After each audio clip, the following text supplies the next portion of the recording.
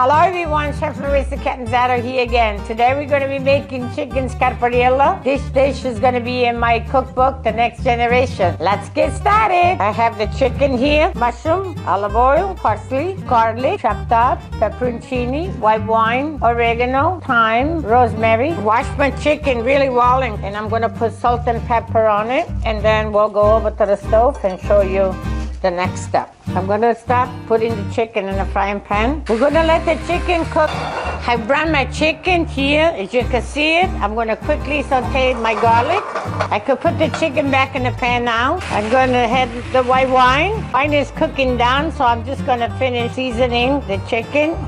Pepperoncini, juice and all, spread it around. We're gonna put the mushrooms. Here's our final product, chicken scarpariello. Thanks for watching. Stay tuned for my next dish, and bon appetit.